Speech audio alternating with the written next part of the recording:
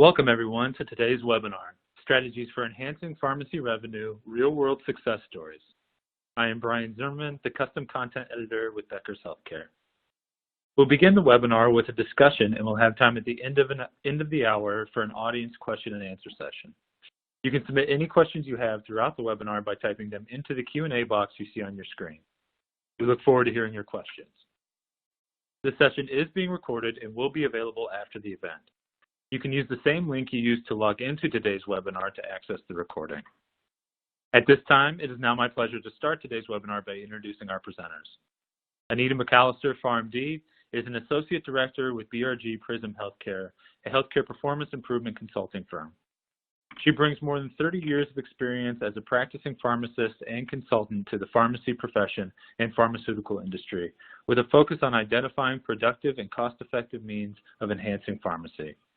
Anita received her PharmD from the University of Arkansas College of Pharmacy and her MS in Pharmacology from New York Medical College. She's a registered pharmacist in Connecticut, New York, Arkansas, and North Carolina. Bruce Gordon, PharmD, also an Associate Director with BRG Prism, has over 30 years of experience leveraging frontline pharmacy expertise to reduce hospital and health system expenditures by optimizing patient care and operations. His career includes more than a decade serving as the Assistant Director of Clinical Pharmacy Services for an acute care hospital, 3 years as a Regional Clinical Pharmacy Coordinator, and experience leading pharmacy consulting for a major GPO. Bruce received both his MS Pharmacy and PharmD degrees from University of Maryland and served as an Adjunct Assistant Professor for the University of Maryland School of Pharmacy. He's a registered pharmacist with the Maryland Board of Pharmacy and has held multiple state and national professional pharmacy leadership positions. We will now begin our executive discussion on strategies for enhancing pharmacy revenue. And for the first question, Anita, I'd like to put this one to you. So pharmacy has traditionally been a cost center for hospitals, but it's increasingly being leveraged as a revenue driver. What's changed? Thanks, Brian. There are 4 main changes that have resulted in the need for pharmacy to be identified as a revenue center. One is advances in healthcare that have resulted in a shift of procedures and medication therapy to ambulatory or outpatient locations where the medications are billed separately. Another is medications used in these settings are mostly sole source brand, which means high cost, and it's not uncommon for outpatient medication spend to be 70% or even greater of the total drug spend. Another change is that payers, their contracts contain specific criteria for authorization and medical necessity, as well as criteria for therapeutic and/or biosimilar equivalents. These criteria limit the ability of the pharmacy to substitute a more cost-effective agent. Now, just as a refresher, just in case some of you aren't familiar with biosimilars, the U.S. Food and Drug Administration defines a biosimilar as a product that is highly similar to the reference product without clinically meaningful differences in safety, purity, and potency. An example would be Remicade, which is infliximab, and Inflectra, which is infliximab DYYB. So just in case someone's not familiar with what a biosimilar is. Another change has been decreasing reimbursement from payers, which means the reimbursement can sometimes be less than the cost of the medication, and other times it might just break even. Drug shortages further impact this cost because the supply and demand usually lead to increased cost of goods. So it's not uncommon for pharmacy departments, because all of this is moving to the outpatient setting, it's not uncommon for pharmacy departments to actually contribute 30% or more to the overall health system revenues. Now, as we see in the next slide, looking at changes from inpatient and outpatient drug spend, this is 2015 to 2017. The outpatient, which would be the ambulatory infusion center areas, drug spend increased 28.7%, while the inpatient drug spend increased 9.6%. This increase does include the impact of shortages on price increase. During this time period, we all know that we've seen some agents increase by over 3,600%. And that increase in cost of goods will not be reflected in increased reimbursement. When the increase in cost of goods and decrease in reimbursement happens, pharmacy directors have to figure out a way to mitigate this change. In this report that was done, and it was actually published in 2018, Over 90% of the surveyed hospitals reported having to identify alternative strategies to mitigate the impact of the drug price increases and the shortages. 25% of those hospitals had to cut staff. There was nothing in the survey that indicated looking for areas of revenue generation. So the bottom line here is that drug prices are only expected to keep rising. I imagine everyone on this webinar probably knows the cost per vial of specific drugs, but do you know the average cost per patient per year of therapy of, say, Actimmune or Remicade or Spinraza? On the next slide, we have listed here typical costs per year for select drugs. You can see all of these are single-source branded drugs. The cost data may be a little dated, but the point here is that there's little to no opportunity to negotiate a better cost, and as the payer determines the criteria for use and preferred agents, there's limited opportunity for therapeutic or even biosimilar equivalent alternatives. GPOs may be somewhat effective in negotiating cost and perhaps some consignment opportunities for you, but GPOs don't address payer contracts. So it's important for the pharmacy and the health system to address and manage contracting and revenues locally, and contracting drives revenues. Now, the greatest areas for revenue opportunity are listed on the next slide. We have opportunities in retail pharmacy. What we're talking here are sponsor-owned retail and specialty pharmacy, the hospital-owned retail specialty pharmacy, medication therapy management services through retail pharmacies, and even in the clinic setting as part of collaborative practice agreements so that you can bill incident to.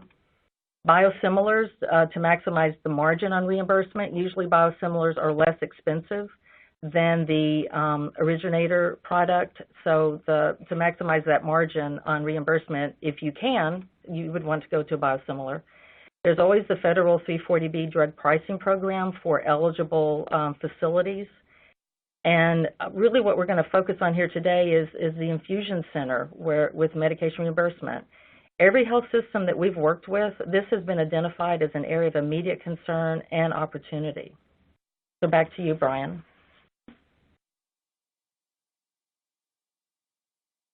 Thanks for that overview, Anita. And the next question I have here is, what are the greatest barriers to enhancing pharmacy revenue and value? And Bruce, I'd love it if you could kick us off with this one, and then Anita, I'd love to hear from you too. Thanks, Brian. Appreciate it. First, thank you everybody for attending. I really appreciate it, and we look forward to all your questions at the end. In terms of barriers to enhance pharmacy revenue, probably the biggest one that the one that causes the biggest impact is a lack of awareness and market shifts. So in general, are the folks in your health system even aware of the shifts between the inpatient and outpatient spend that Anita described and showed you earlier in the earlier graphs? Second is, do we know what the payers are doing? If we've now moved into that arena, do we know what we're getting paid? So to my pharmacy colleagues, of which there's lots on this call, we're all probably very familiar with what the cost is for a dose of Humira or a treatment regimen of Humira. But do we know what your top commercial payer or payers actually pay for Humira, or any of the other three? I think we just had another one get approved just in the last 24 hours. Do we know what those top commercial payers pay for any of those alternatives? Second, education, training, and resources. Like 340B, this is an expertise. It requires ongoing training and support. It requires devoted resources to making sure this process is done and done well. Similarly, governance and structure. So do we have a hospital-wide team that is focusing on this? Do we have good, solid lines of communication? And is there, in the pharmacy world, is there a business manager or a pharmacy business enterprise manager that oversees the entire pharmacy business enterprise? We found that to be very effective. As a way of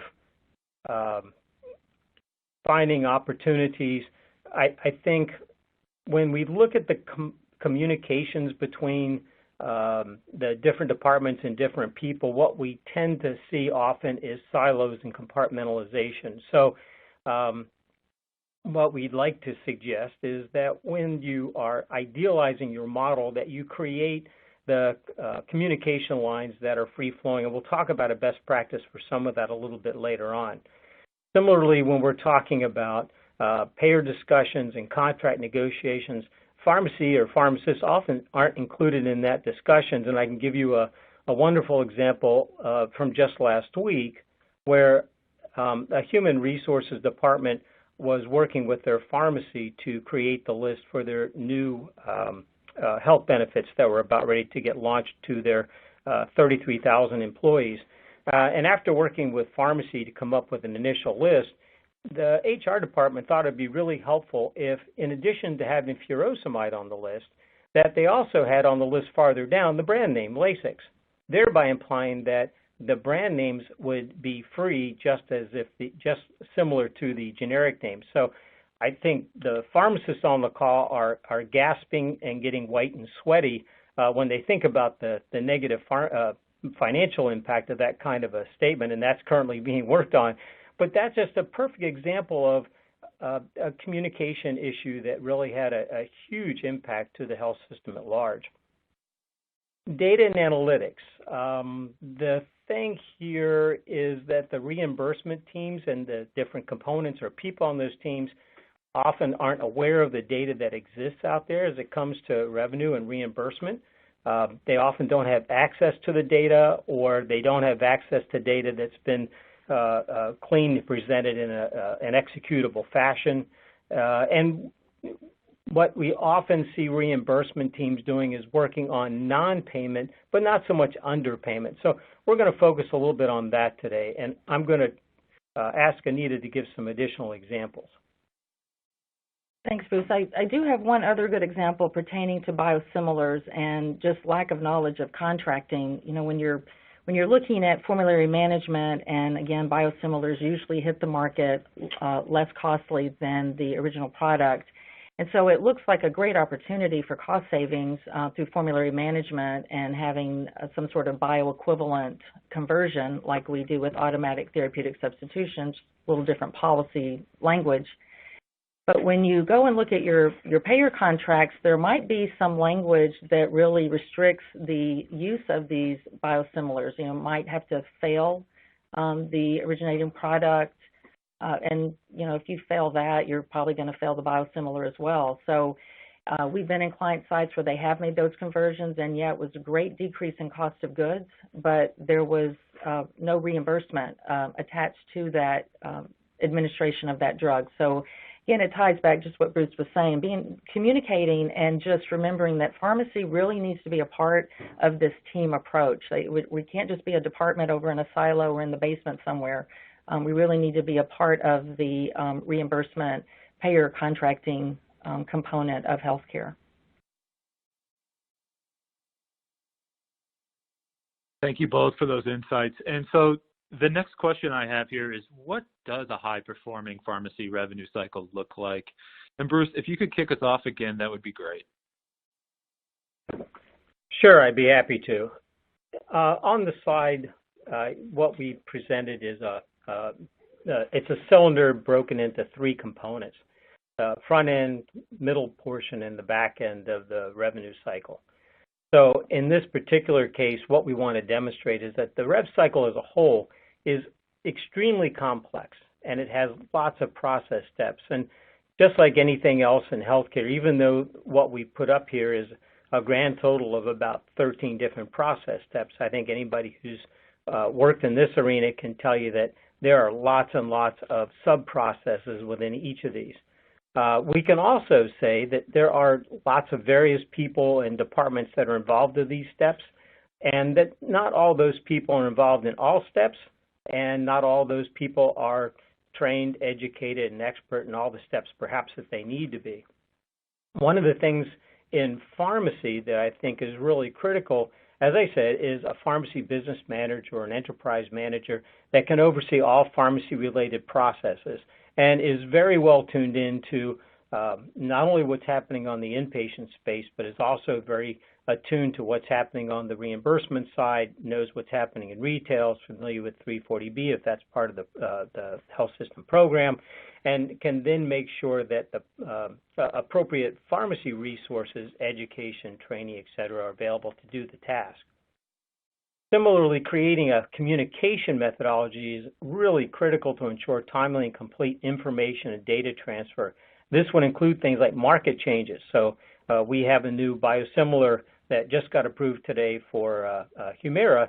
So did that make any change in our programs? Do we need to address that? Do we need to be aware of that? How often do we go back and we look at the biosimilars that are out there, the 3 biosimilars for Humira? How often do we go back and look to find out whether or not we now have the ability to get reimbursement for any of those?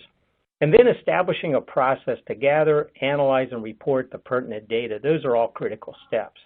Anita, can you discuss the key impact points for pharmacy? Sure, Bruce.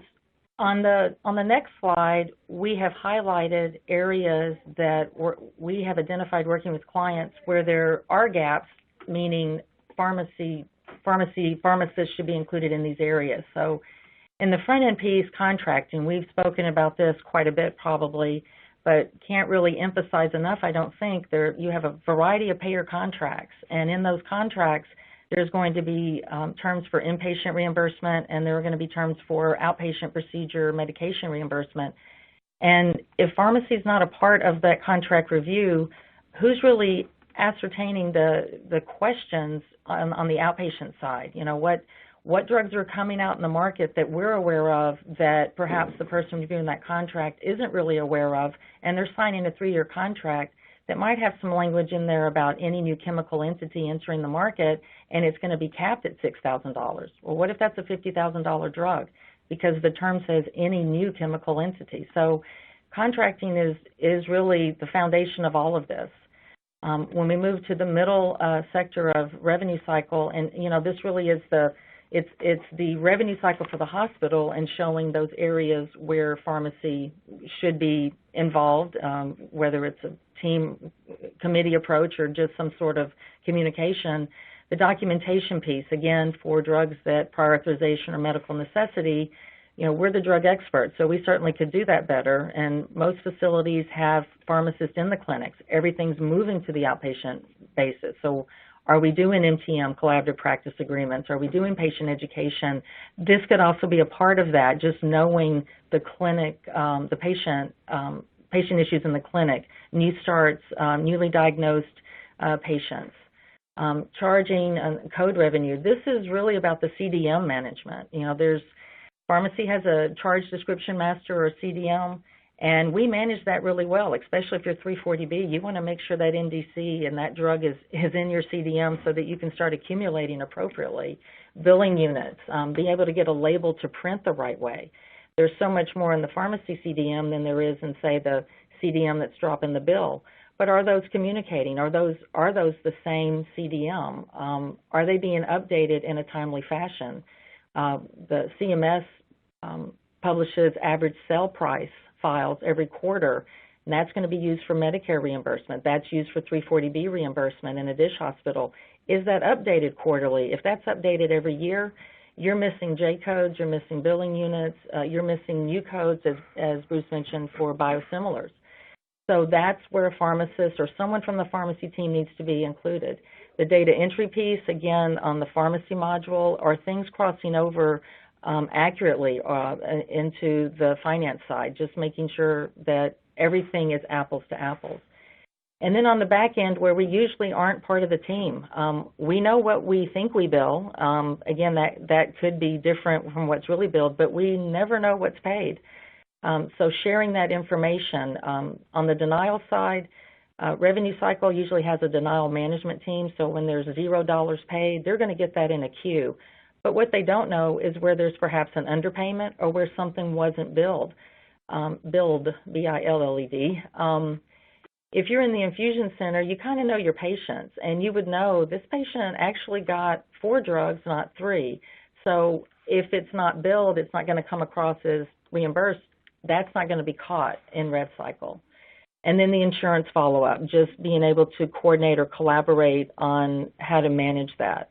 if you think of this on a retail pharmacy sector, for those of you who do have a sponsor-owned retail pharmacy, you're doing this there when you adjudicate your claim. You're making sure you're getting paid. You're making sure that the drug cost is right. You're making sure that your contracts, at least you know what your cost basis is for reimbursement.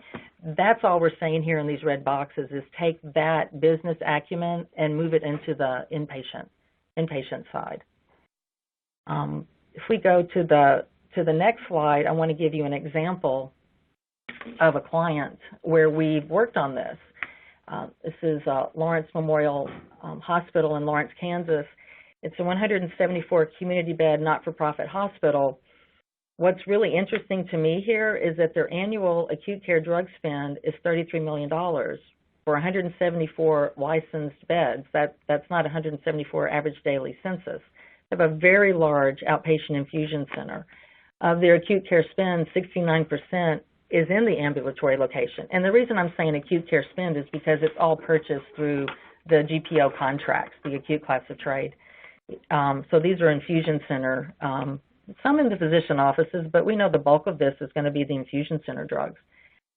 Patient accounting and finance identifies denials, and they acknowledge there was an opportunity for a pharmacist to be included in prior authorization, as well as documentation for medical necessity. And in this specific, with Lawrence Hospital, they actually already had pharmacists in the clinic setting, so it was a very easy thing for them to move into helping with documentation, calls with prior authorization. It wasn't a new plan of staffing model. The prior authorization had been delegated to the nurses in the clinic, so in addition to their day job, they were expected to do all of this about drugs, contract the payer if they couldn't do this online, discuss any issues, and we all know how busy we get. Just imagine you're in a clinic and you have direct patient care responsibility and you're trying to do this at the same time. So that wasn't working well. There was a lot of things falling through the cracks. So when we looked at the flow and looked at those gaps, we identified we need to integrate a pharmacist into this process. The opportunities immediately were prior authorization, documentation for medical necessity, and the underpayments, uncovering underpayments by being a part of the process. If we go to the next slide, this is the flow diagram that we worked out for pharmacists and it's not just pharmacists working in a vacuum. It's kind of like a huddle that you do in your department, I'm sure. Looking at what do we do when we have a new patient identified for infusion. This is going through the process. And even if you have prior authorization in place, we're going to show later some examples where all of a sudden that claim's denied, even though you had prior authorization and it was approved before. So even with this process in place, there's still going to be some denials. We know that. But it'll capture more than you will lose. And with prior authorization requirements, we all know if you don't have that before the drug is prepared or administered, you can't rebill, and you certainly cannot go take that drug back from the patient. So that's just lost revenue. You can never get that back.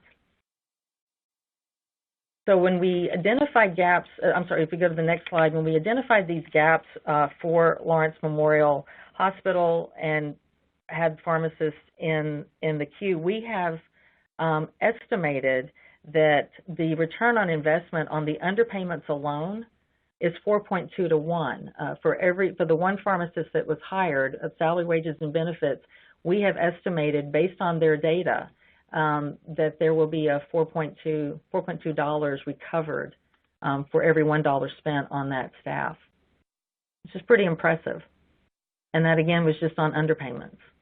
So pharmacists certainly can bridge gaps in rev cycle processes to immediately see increases in revenues. And again, this is in areas of prior authorization, medication prior authorization, documentation for medical necessity, and underpayments. So thanks, Brian. Thank you for that, Anita. And for this next question, I want to stay with you. So how can providers best address underpayments from payers? Well, some tactics to address underpayments for payers. One, we talked about, contracting. We talked about the charge description master maintenance for both pharmacy module and patient account finance module. There's also on the physician office side, if they have a separate billing system, if they have a separate, on the separate module within the same system, just want to make sure that that charge description master is exactly the same for drugs across the system, looking for billing units, codes for billing. We call them J codes, but there are many letters of codes there. And the cost, what is the cost of the drug? What are you putting in there for your cost basis? Is it AWP, average wholesale price? Is it WAC, wholesale acquisition cost? Is it average sale price? Is it actual acquisition cost? Is it average manufacturer price? I mean, there's so many acronyms, but what are you using for the basis of your markup? This is important for contracts where it's paid on a % of charges. Not more of a capitated or average sale price only rate. So it's important that your costs be right because that's what's driving your charges. Are you billing for waste? I mean, these are some things, I think most everyone on the phone probably you're billing for waste, but do you know what the contract says? I was doing some work in New York State years ago, and I just remember one of the payers there, billing for waste was allowed, but the waste that could be billed could only be 10% of the dose administered. So if it was a 100 milligram vial and the dose was 60 milligrams, you could only bill for 6 milligrams. You know, they were billing for the total waste, and the expectation was we would get paid for that. Well, that's not how that contract was written. That was found after the fact. So at least you're billing for waste, but do you really know what you can anticipate for recovery on that? Documentation, you know, that's just throughout our profession is document, document, document. Having documentation accurately, especially for medical necessity, making sure that everything that's required for that drug to be appropriate at that time. You wouldn't do this any differently in the inpatient setting. So documentation is key, and making sure that documentation flows where it needs to so that it can be captured appropriately for payers. Again, prior authorization, if you do it the right way on the front end, then you really have eliminated a lot of denials. You hopefully eliminate some work for the denial management team so they can really focus on denials that aren't due to medication or denials that are really, really hard to address and take more time.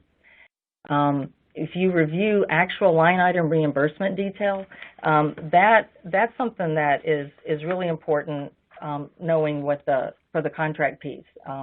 Just understanding what is in that contract is highly important.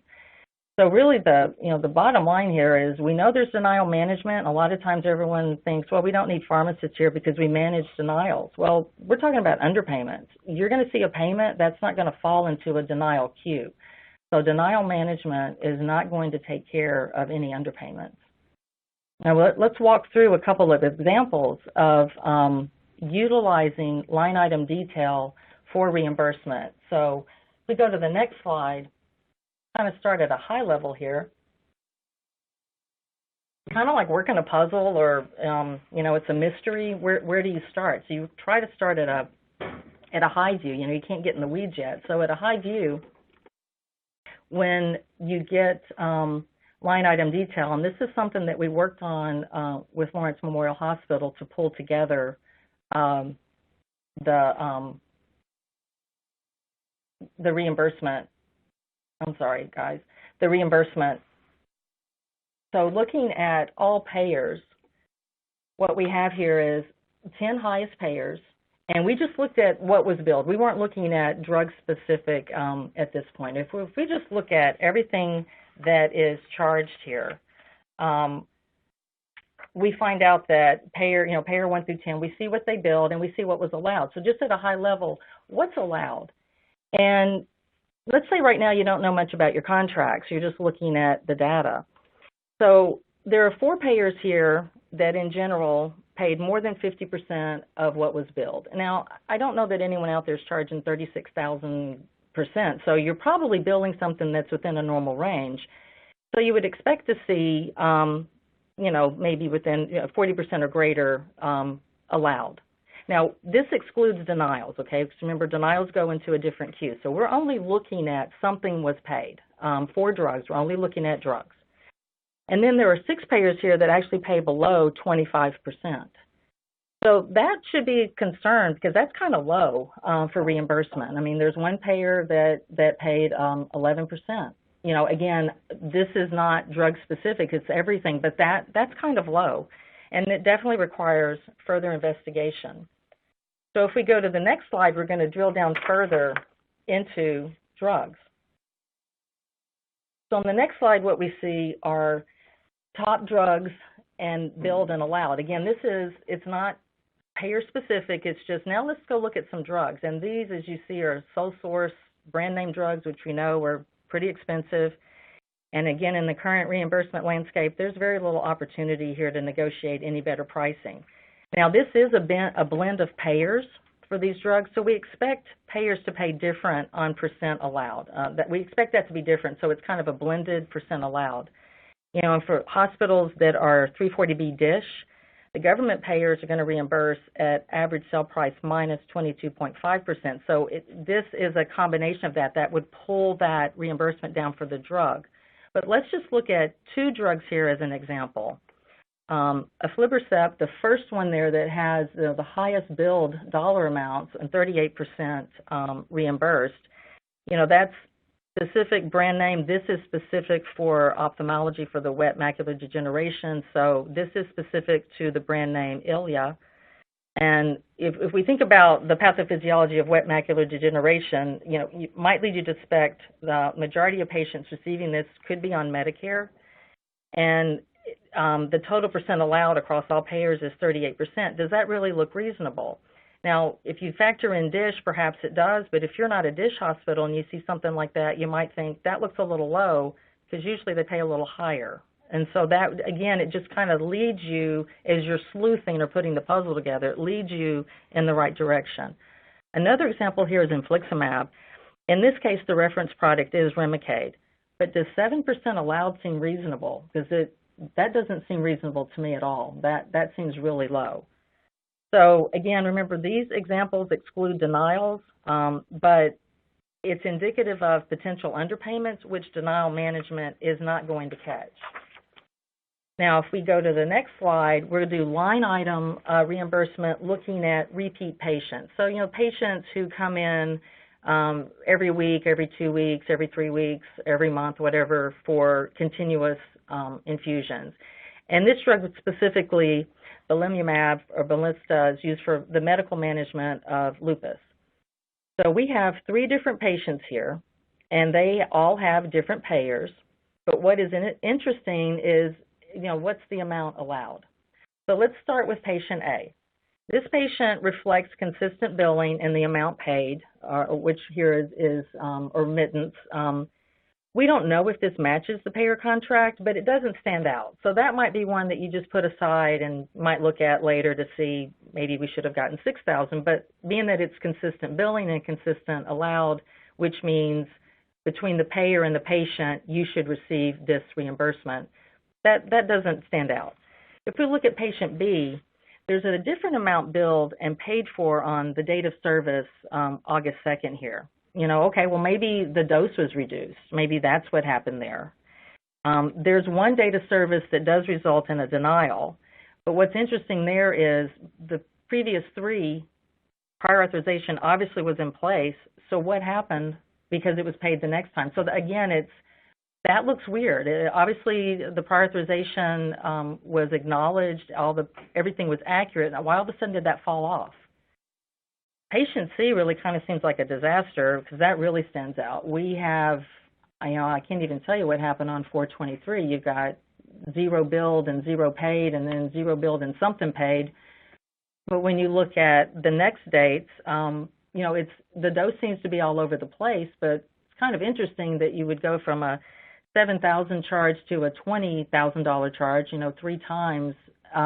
And that results that 21,000 billed and 9,000 paid. That's a 43.3% allowed amount. But when you go back and look at the 7,000 billed and the $4,600 allowed, that's a 65% amount. That looks pretty good. But then on 1015, there was 14,000 billed and 4,600 allowed, same as if it were a $7,000 bill. That's a 32.5% allowable. That doesn't make any sense to me because that's the same patient, that's the same payer, that's the same drug. Certainly want to look at those. Maybe there's some billing unit issues here, but even if the billing units are off, the payer paid something. So what are the terms in there? If they're paying 65% one time, 43% another time, what's unique here? And so that's one that I certainly would dig into to figure out, did we have some issue with the billing unit and that's not right, or is this really what the patient received?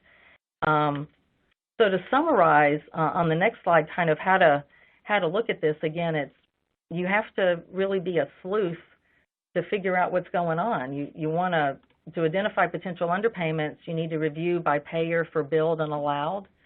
To identify there's some, across the board, we expect to see X% from a payer and we're on average seeing less. Is it a payer issue?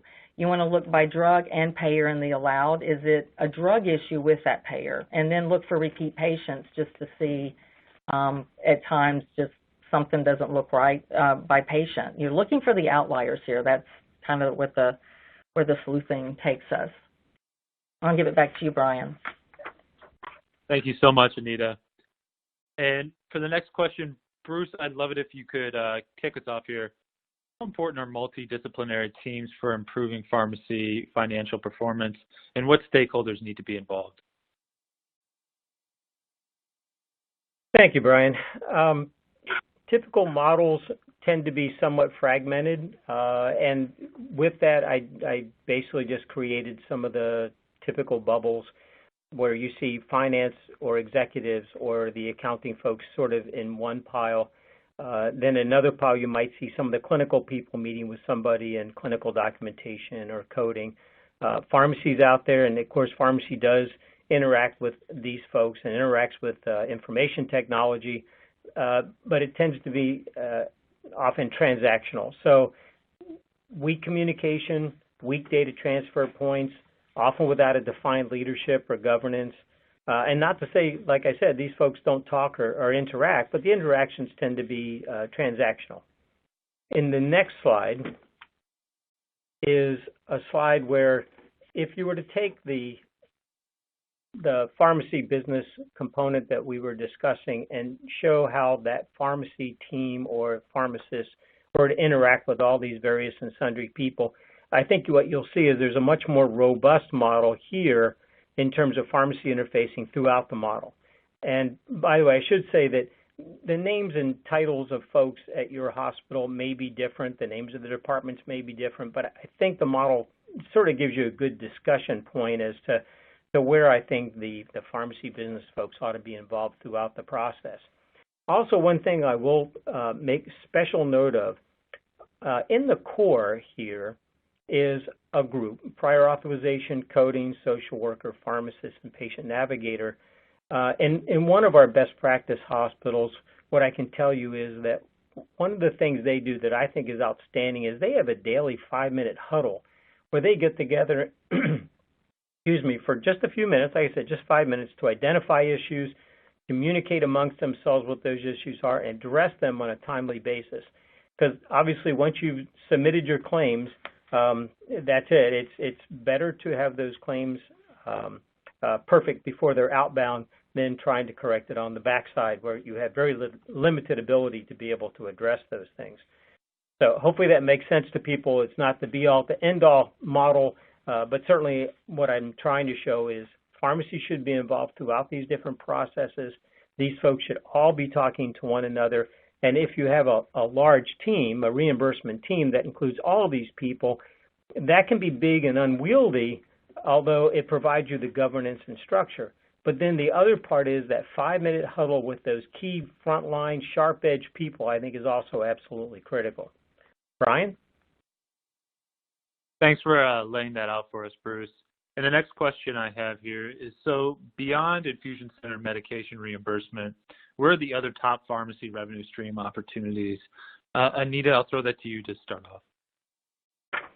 Well, some other revenue stream opportunities, which I'm sure a lot of you on this call have, are your 340B program, looking at opportunities for those of you enrolled for WAC minimization to make sure that your your splitter is splitting appropriately, that you're accumulating on the correct accounts for reorder.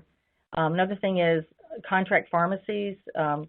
You know, I know it's the more you have, the more headache it definitely is, but it is a revenue stream. But I think a big thing is the contract language. When the contracts are signed with these contract pharmacies, are you the covered entity? Who's it more favorable for in terms of sharing of that revenue? And then on the child side, making sure obviously all are registered, but are there some locations perhaps that could be considered for provider-based reimbursable on the upcoming cost report? And, you know, again, just ensuring with all of this, certainly that you're maintaining compliance and integrity requirements for the 340B program is highly important. So even though it's a revenue stream, being that it's a federal program, just ensuring that you're falling within the regulation standards. Bruce has some others for us. Sure. With the biosimilars, as we discussed earlier, it's critical to understand the payer contracts and be aware of the various J-codes, as I stated early on in the presentation, for both the branded drug and their biosimilars. Formulary management is typically been, or historically, I guess is a much better word here, been performed by a pharmacy and therapeutics or a formulary committee, and has focused primarily on the inpatient side. It's also focused primarily on quality, safety, and cost as appropriate. But as the services that we're describing and the associated spend is broadened to encapsulate ambulatory and other outpatient areas, the formulary focus needs to similarly broaden to include reimbursement information and have that data regularly reevaluated. On the retail side, some hospitals have opened or contracted with external vendors to open retail sites on campus. This provides a service for both employees and patients. Transitions of care and meds-to-beds programs are programs where the pharmacy staff educates patients about their medications to ensure both knowledge and compliance. These programs can further support patients by providing an opportunity to have their patients filled at the retail pharmacy and delivered to them prior to discharge. This improves patient quality and satisfaction outcomes. That's been demonstrated on many different studies, as well as creating a revenue stream and improving capture rate. This also presents an opportunity to perform a test claim and address any issues with potential deniers and or the patient's ability to pay. I will add a word of caution about external vendors, something that we have come across, where hospitals have had external vendors provide that retail service, open up the store right there on the campus. Please make note that the vendor contracts frequently include a non-compete clause limiting your ability to open or take over that site for an extended period of time. So if you have got one, you probably want to review that contract. If you're thinking about doing it, you'd probably want to just make sure that you're aware of that language and address that as you go through that contract process. And Brian? I'm sorry, this one is back to Anita. My apologies.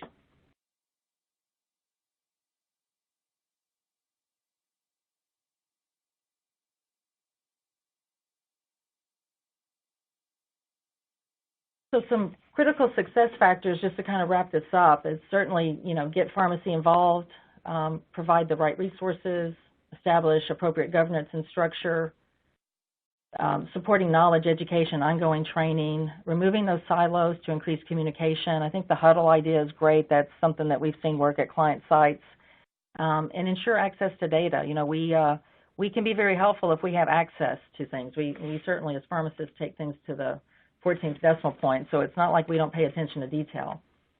So at the end of all this, if you just look at the last slide here, it's really are the gaps bridged. We talked about how this is kind of sleuthing. It might be kind of like putting a puzzle together, but it's trying to show here how this is not even siloed. Even when we showed the cylinder and we have steps and things flow left and right and up and down, it still overlaps. It's a matrix. And so, data, knowledge is important, and then data as part of knowledge with the contracting piece. Where do you get that information? How do you review that information? How do you stay current with that information?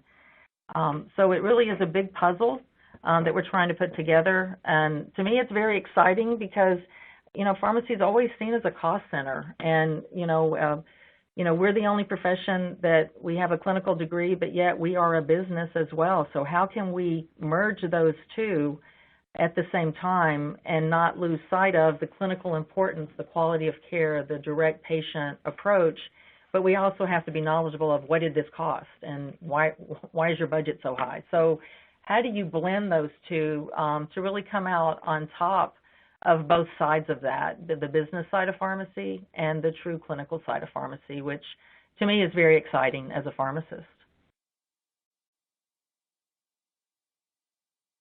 Thank you, Anita and Brian? Bruce, for sharing those insights with us today. And we're now going to begin today's audience question and answer session. So please submit any questions you have by typing them into the Q&A box you see on your dashboard. We will get through as many questions as we can. We've had a bunch of great questions come in, and the first one we're going to go with is, so how quickly can an organization expect to see the benefits of reviewing and contesting underpayments? I'll take that one. This is Anita. It's going to, you have to do it in a timely fashion because payers aren't going to go back in time to do reimbursement change for you to resubmit the claim, make any changes to it. So it is going to be based on what that payer will allow. Is it 3 months? Is it longer? But by being on time in real-time fashion and seeing the bill, it is something that you could do in a couple of weeks, especially in the infusion center, again, because that's where the pharmacists know their patients. And, you know who got that $20,000 drug last week or 2 weeks ago. I mean, that's pretty imprinted in your brain. So it certainly can be in timely fashion. You don't want to wait 6 months to get something moving forward because you've lost those dollars anyway. And Anita, let me just add on to that as sort of a secondary question. So one of the questions we got from the audience is the best way to be notified about market shifts and market trends and J-code changes. Where do you see that information come from, and how do you manage that? Well, as pharmacists, we want to stay current with our clinical knowledge, and we usually read pharmacy journals, but I read the healthcare business journals, or I subscribe to a lot of distribution lists that help me stay on top of that. In addition, what company's buying who now? What chemical entity seems to be making its way out in the next couple of years, and just kind of following that market to understand where that might impact practice. In addition, the payer side of things.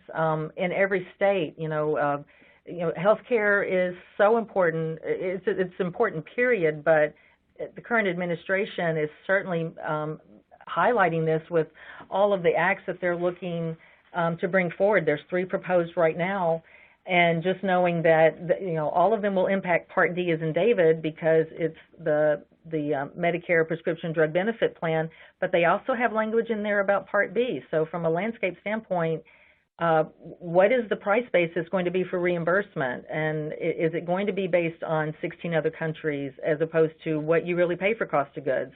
Your cost of goods won't decrease, but if that bill is approved and brought in, you're going to lose the reimbursement because they're going to base reimbursement on what someone else pays. That's not what we pay. That's just not how it works here. I think for J-code changes, I'm always going out and looking at the CMS website to look at the current quarterly average sale price file. And so there's certain changes in there as well as billing units that change, and they create new J-codes.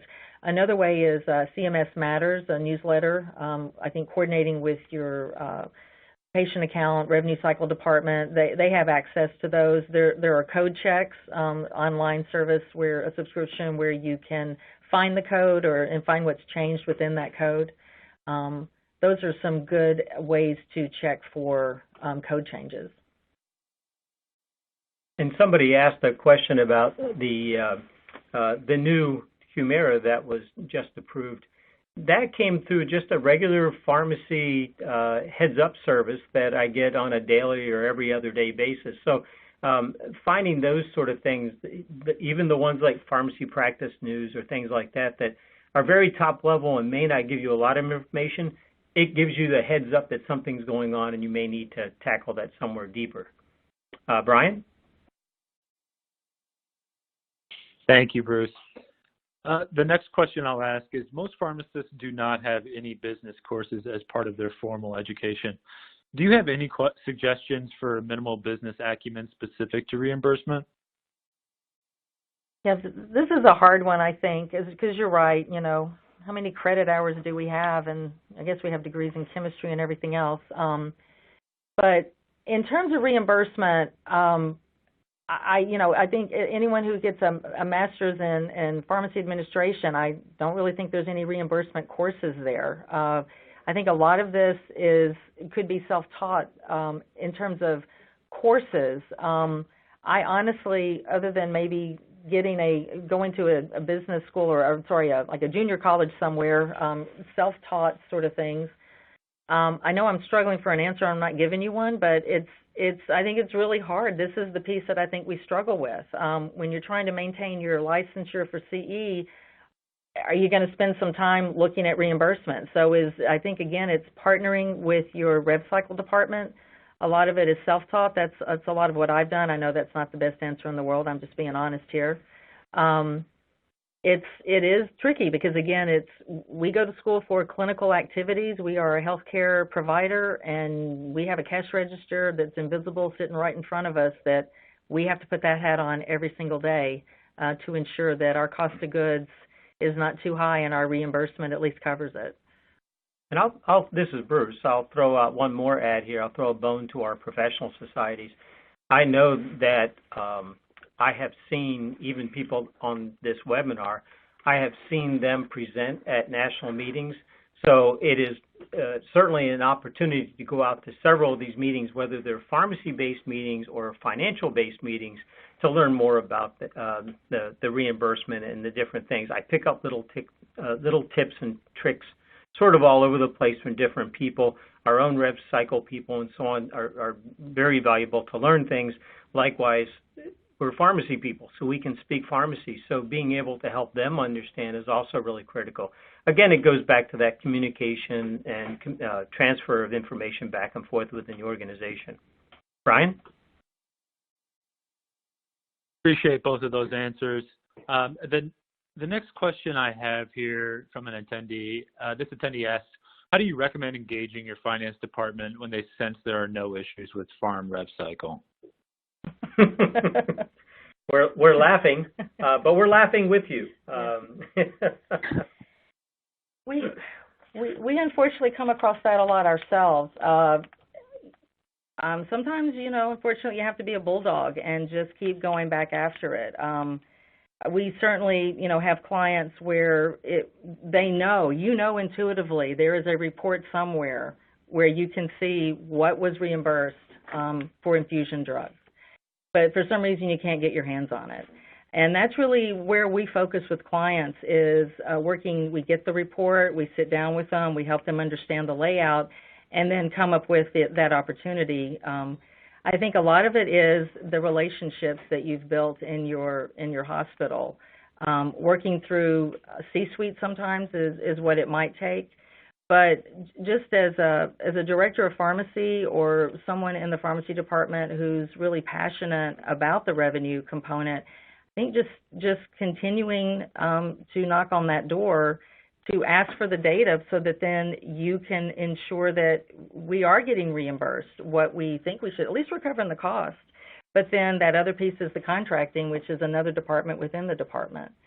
So it's not necessarily easy. I think there are hospitals that have moved forward with this and have forged that relationship and have a business office, a pharmacy business office that works really well with the central business office on the pharmacy side.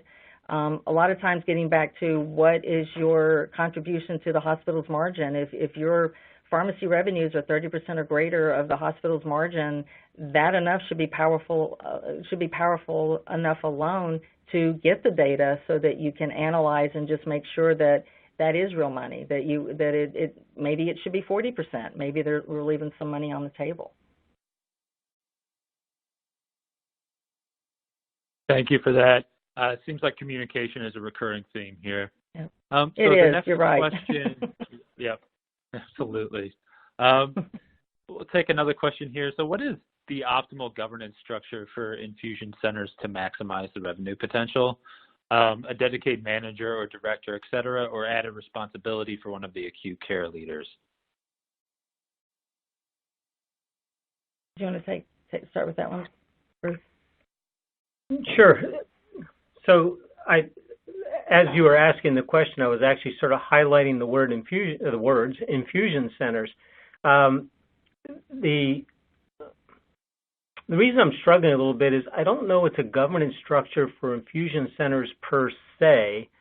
I think the question is a larger issue about an appropriate governance structure as it relates to reimbursement, and to make sure that the key infusion center people are involved, both from the director administrative level as well as folks from the sharp edge who understand clinical documentation and making sure that the lab work is included in the right places, and that we put things in notes but they don't make it over onto the data that goes to the payer, et cetera. So I struggle a little bit with that because I don't know that it's a governance structure for infusion.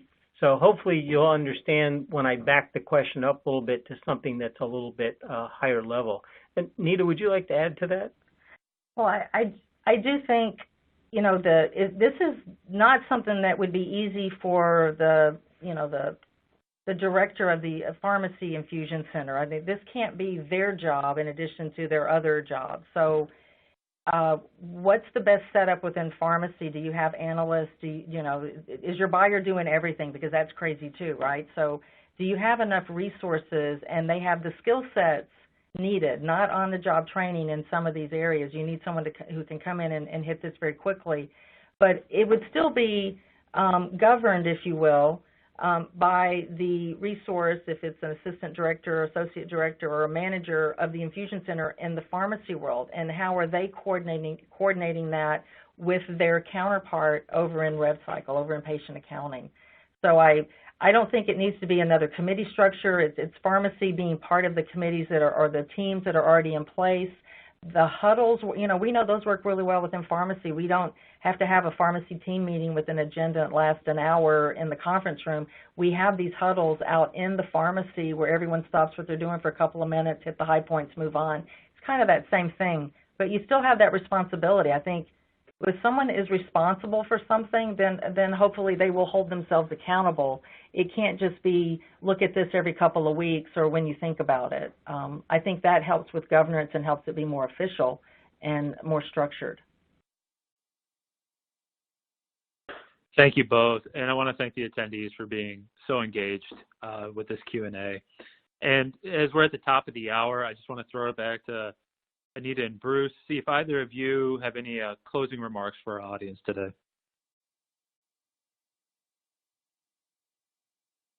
Well, hopefully we've been able to encapsulate and summarize some of the key areas here for how pharmacy is involved in this process.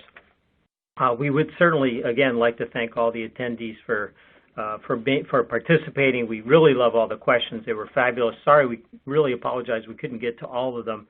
And hopefully we can do something at another time where we can follow up a little bit more. Thank you again. I'm going to pass over to Anita for any final comments from her. I think the takeaway, we all know drug costs are increasing. We see that on the papers and the news, pretty much bombarded by that, where maybe people are numb to it at this point. We all know that pharmacy is a business, so it's really ensuring that you're in a position where you can take some control of both aspects of clinical and the business side of pharmacy, because as a director of pharmacy, you're responsible for both. The question about, business acumen, we don't learn that. We can, all of us can draw the structure of penicillin, but maybe we can't calculate, adjusted inpatient days. That's a very important calculation that we need to understand how to do. So I hope that we gave you some points on that. I do hope that we did answer, as Bruce said, answer a lot of the questions. Maybe we answered a lot of questions with one answer. But I hope that you found this helpful. I hope that we got our point across kind of in a clear way. And again, do thank you for your time today. And that's all the time we have for today. And I just want to thank Anita and Bruce again, BRG Prism Healthcare Partners, for this excellent discussion, and our audience for participating today. Enjoy the rest of your day, and we look forward to having you join us for future webinars.